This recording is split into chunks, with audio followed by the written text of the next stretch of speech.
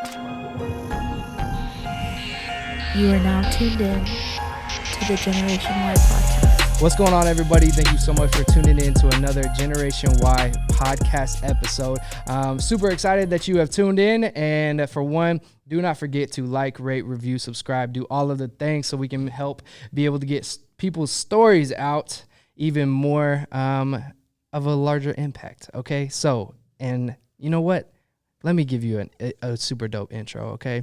So none other than, okay, for one, you just said that you got done, okay, at 15, the age of 15, you performed for who?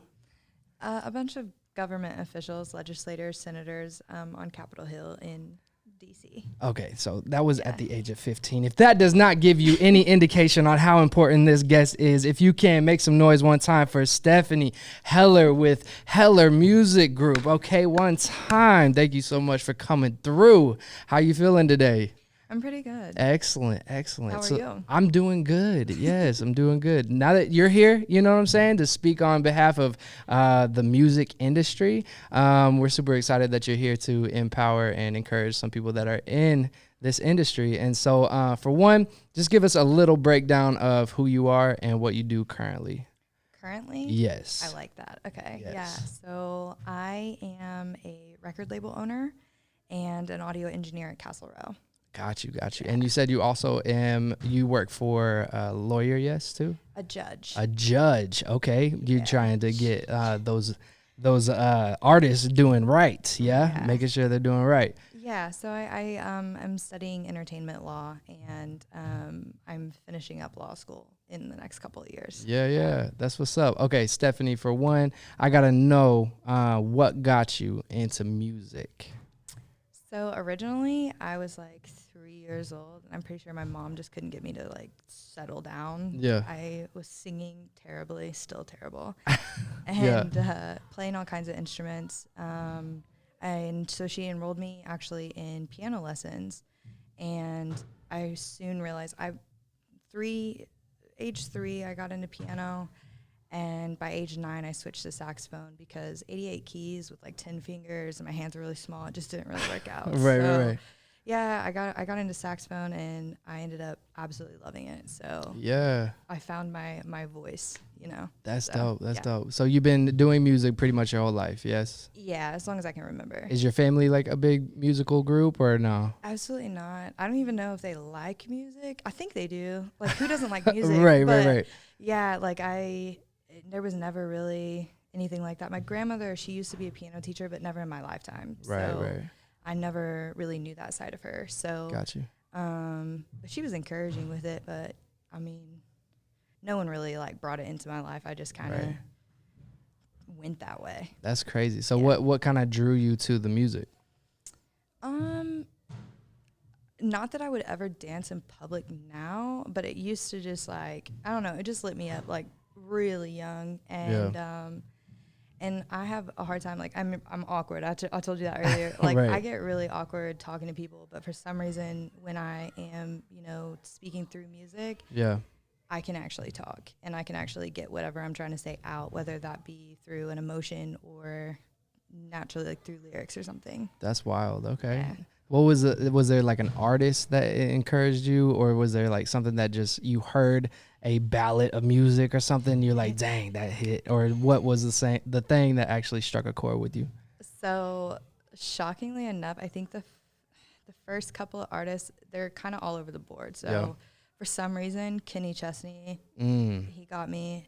And I never that country, listened. okay. See, and that's weird because I would never listen to country in my free time now. Right. But for some reason, Kenny Chesney, and then White Snake, actually, which is polar opposite. So those are my two main artists when I was like a kid, little kid. So and my mom was totally Elton John.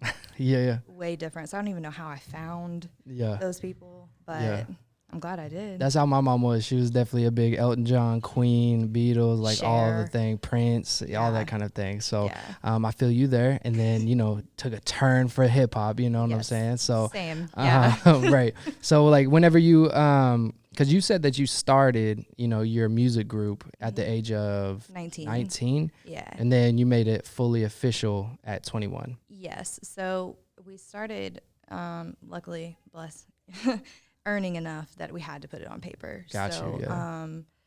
I'm very scared of like the IRS. So I was like, yeah, everybody should we'll be. do Come this. on.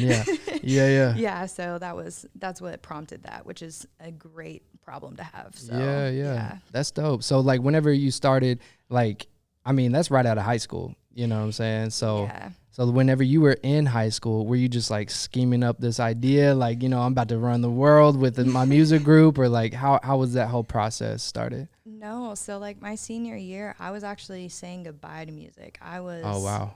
Yeah, I had it in my head that was, I was just in band, and that was just kind of it. I was never in I was only in concert and symphonic band. I wasn't ever in some bands people have in high school out of their garage or something like that. Right, I never right. did anything like that. Got you. And so when I went to college, I was like, all right, it's time to say goodbye. And it was really sad. It was hard. Yeah. And so my freshman year, I didn't do music at all. And then I got into my business degree, and I was like, a lot of this would be helpful for music if I can find some way to correlate it. Yeah. And then, so that's what I started doing. I started tying what I was learning in college back to music, which unfortunately for my mom, that's exactly what I did. Yeah. That's wild. So like, how did you think of, this would be dope as a business and not just a hobby? Like what switched in your mind for that? So I didn't realize how much music was really the focus until I started taking business classes. And at Oklahoma State, which is where I did my first round of undergrad, a lot of your classes, you have to present some sort of business plan or project. Right. And by the end of every semester, I was like, dang, all of my projects are about either an animal shelter or some sort of music business. Right. So it just kind of naturally happened organically. Got you. And at the end of my entrepreneurship class, I ended up doing a management group business plan. And I was like, this is kind of good. And my professor actually even told me, he was like, this isn't a bad idea, and you seem really passionate about it. And so it just that's what happened. That's dope. Okay. Yeah. So then you get into it, make it official whenever you're 21. Yes. Okay. As Heller Music Group. Yes. So that's an LLC ready to go. Yes, it is. For the IRS, just so everybody knows. Yeah. That's super dope. Okay. So whenever you first got on there, was it like artists that you were seeking out, or was there some people that you're like, you know what, I want to work with this person, so I'm gonna holler at them? It was actually my friends, which ended up being all the same. Yeah. So I had already been managing them all prior. Right. So like I said, at 19, I kind of started it, and I was on tour with a couple of them, Rosalind Melton, Keith Lee.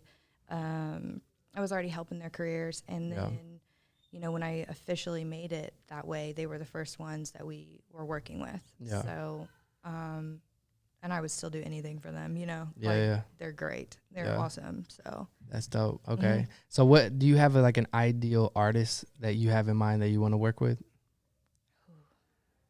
Yeah. I mean, so I've said this, I feel like, a million times to regular people that just come in my office or whatever. I'm not a regular person, You're not a Stephani, regular so person. we're going to get this right. Yes. It's the most cliche thing that I've ever said, but like, just bear with me. I mean what I say. Yeah. So most record labels, or even people in the music industry, they're sincerely searching for something that's going to be a radio hit, something that's going to be played in the club. Right.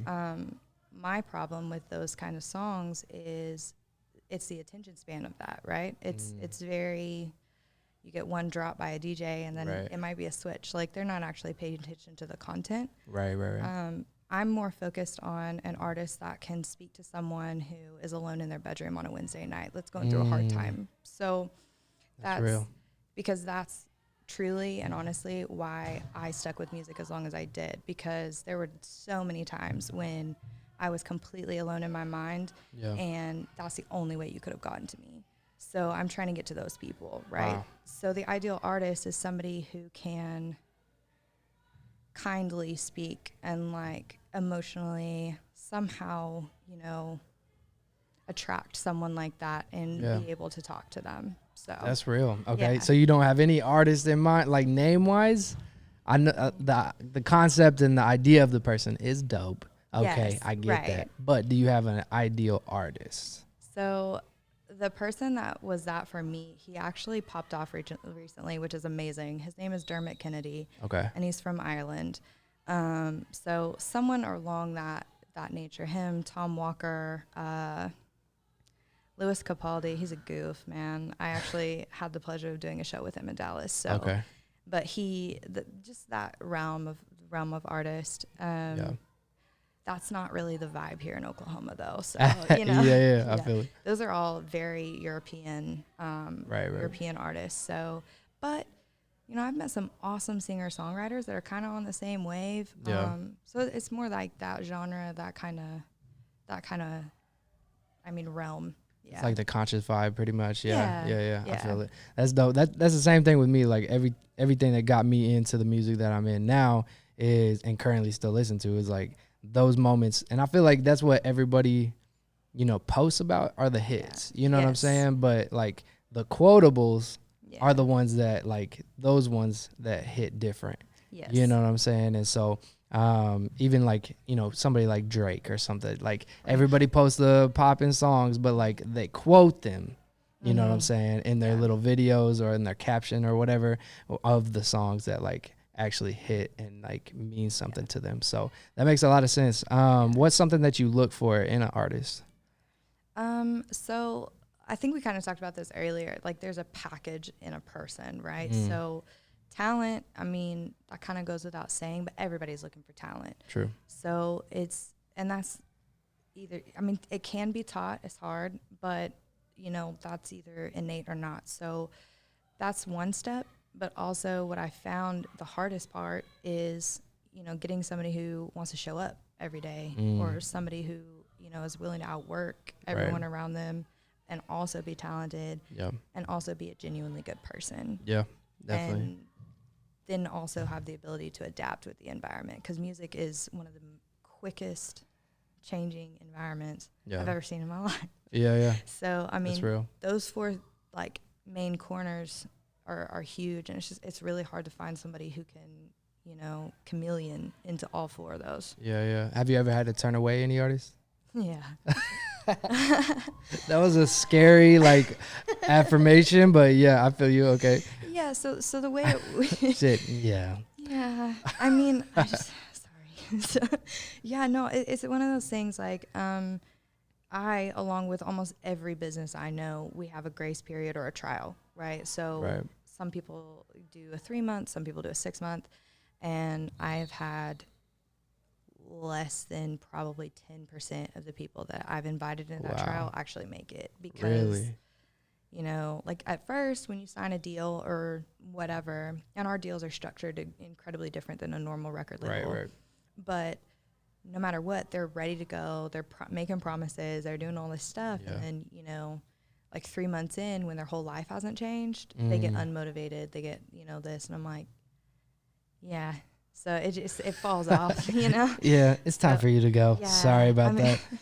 That's crazy. I feel bad, but like, I mean, it's business. It's consistency. It's not like signing a deal isn't a life-changing thing unless you're signing with someone like Atlantic or something, you know, crazy. And so it just, you know, you have to know your audience. You have to know what you're getting into. And like, if they had researched, you know, music business, then they would know, you know, what to expect in certain situations. Right.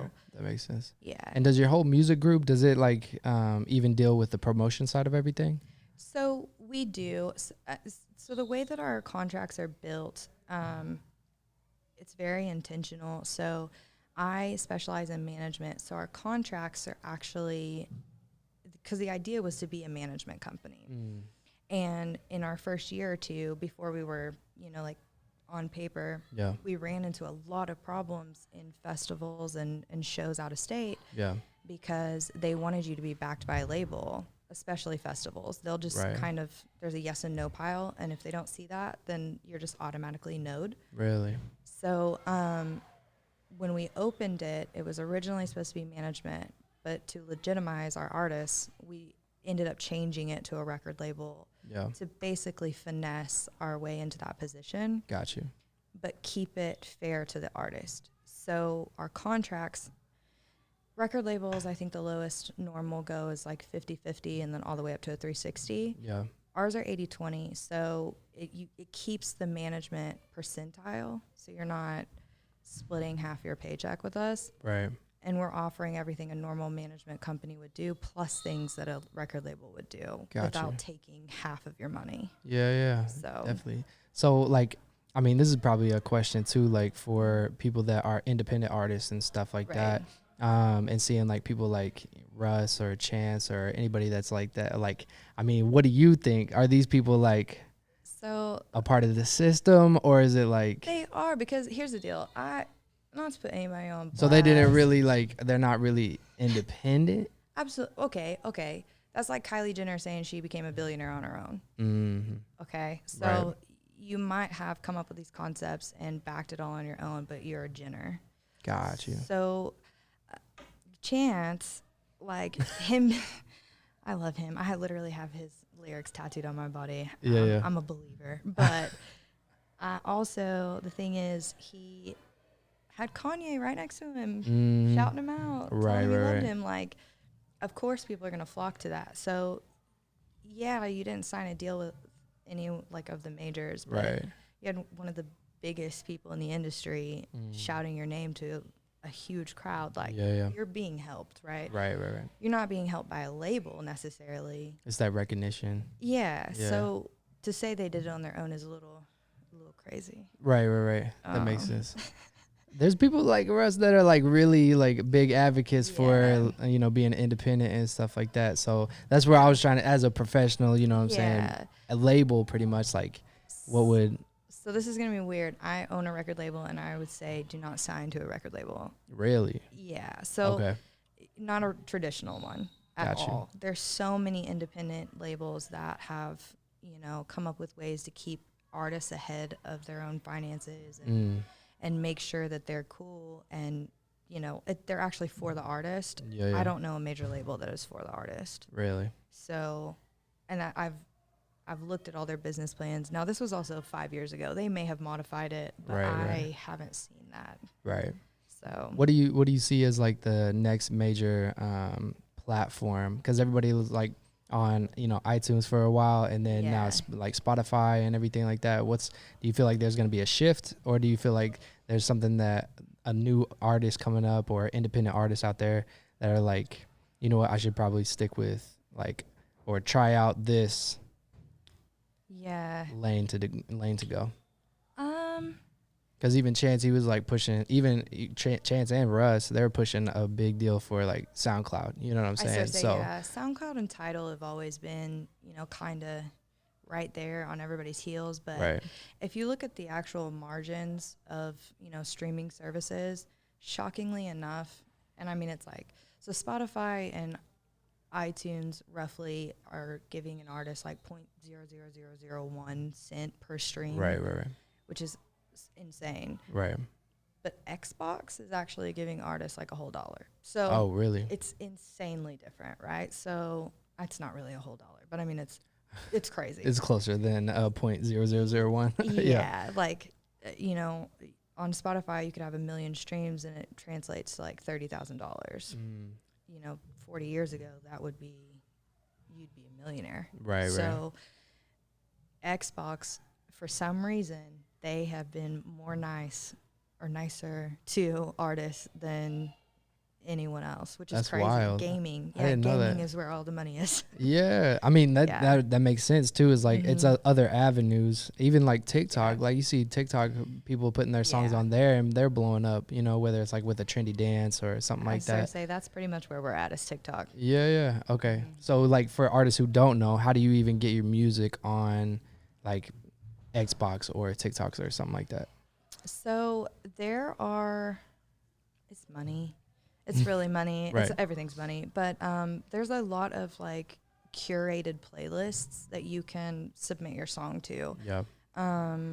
There's actually a website called Digital Music News, which I've subscribed to for a really long time. Yeah. And it's a situation where they kind of, I mean, it's from all over the board, from, you know, artists in lawsuits all the way to, you know, what the next big thing is, to equipment that's coming out, whatever it may be. And normally they can tell you, you know, who's curating what playlist, how to get on it, things like that. So I think staying on top of those, and it's kind of like a Facebook ad, right? The more you spend, the more you reach. But at least it's a guaranteed reach. That makes sense. Yeah. So somebody that like you, that's all about their business, you know what I'm saying? Making it dope and professional and everything like that. For one, I do have one question before we get into that. Hold on. So what's been the best like festival that you've been a part of? Or your favorite artist that you've seen live that you've been like shoulder to shoulder with? Dave East was actually really dope. Really? Yeah. And yeah, that was probably the coolest one. Yeah. I mean, he was really cool. Like I said, you know, meeting Louis Capaldi, who's somebody I've looked up to for a really long time. Yeah. That was kind of surreal. And I met him in Dallas. He's from Scotland. So that's wild. Yeah, it was weird. That was really cool. I'm trying to think of the best. I don't know. Meeting some famous people is not what you expect. Right. I bet. It is not what you expect. Yeah. Well, I went on tour with JB actually. Yeah. For a couple of years, and he's how I met basically everyone in the hip hop industry. Yeah. JBD's super dope. Yeah, he is. Yeah. Yeah, he is. He introduced us to a lot of people. Yeah. I don't know.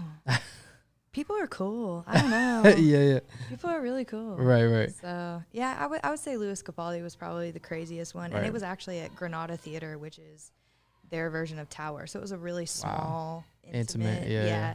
I think that was also what made it so cool. Right.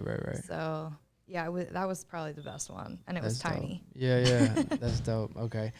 So even getting back to my other question. Okay. So as a businesswoman, and that's a big thing, you know what I'm saying? Being like we were talking about earlier, you are a businesswoman and like killing it in your game, you know, and doing your thing, impacting other people, doing music, helping other artists get out there and everything like that. What is that like, having a voice, you know what I'm saying, for the women out there that are, you know, intimidated by like trying to get into the field? And then like, what is some encouragement that you could say, like, yo, this is what you need to do, and like find your voice in, or, you know, something like that. Like, what is it like being that voice and advocate for women out there? So, not saying my approach is the right one, but don't be afraid to be a presence in the room. You know, as women, we're taught our entire lives to be smaller than men, regardless of what that is. You could be in a room with Kevin Hart, right? And you could be as big as you want, because no one is going to outdo him. Right. But you could be in the room with someone shy, and you're taught to be shyer than that person. So we're taught to adapt to the room. You should let the room adapt to you, because it's real.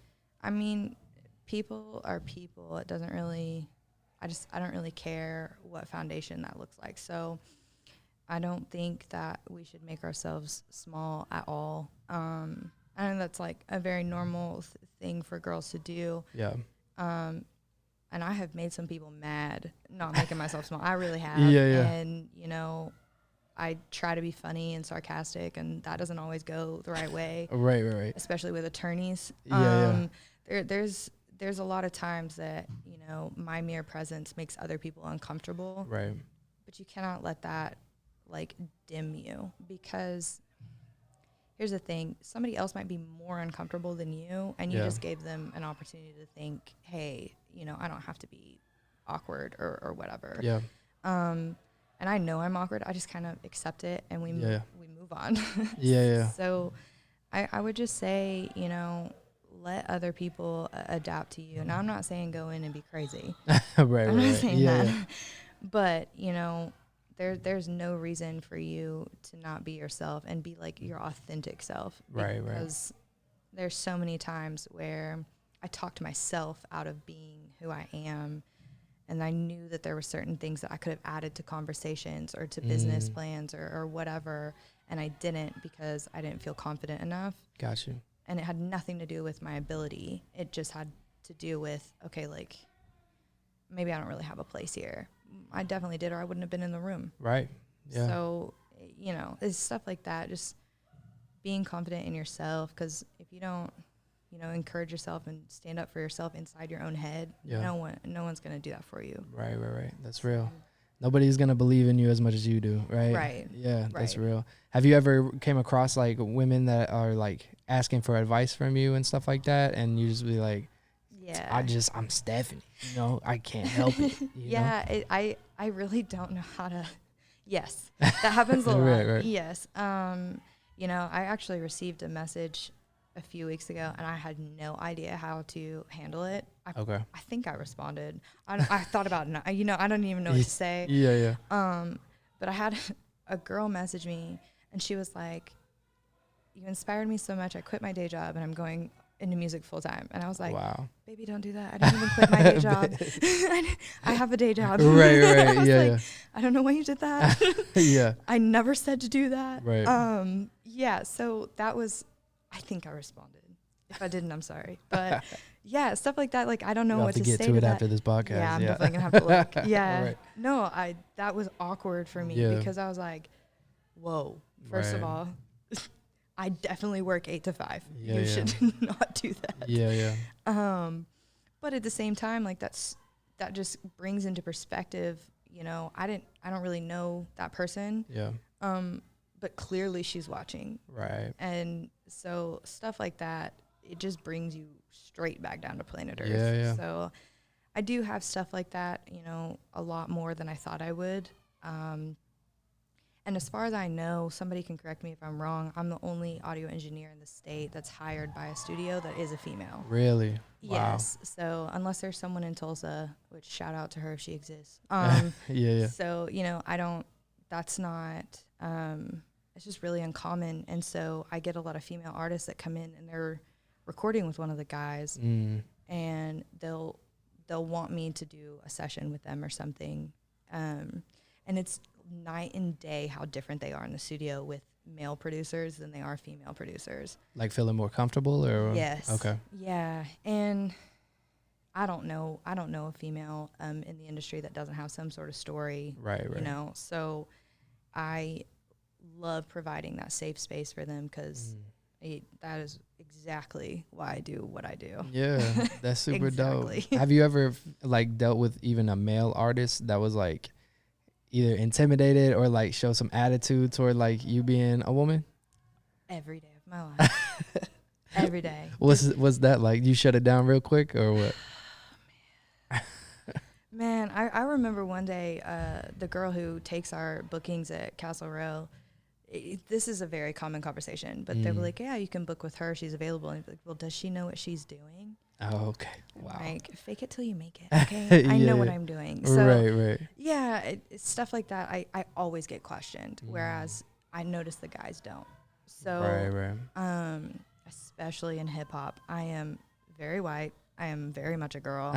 And they walk in and they're like, yikes. And thought this was going to be a little different. Right. And then, you know, several times that's happened and I'm quicker than some of the guys they've recorded with. Really? And then they Wow. I've never had a session where it doesn't end with some sort of an apology or some sort of like surprised reaction. Like, wow, you just really did a good job. I'm like, thank you. Right. You're welcome. Yeah. It's just, it's always something at the end. Right.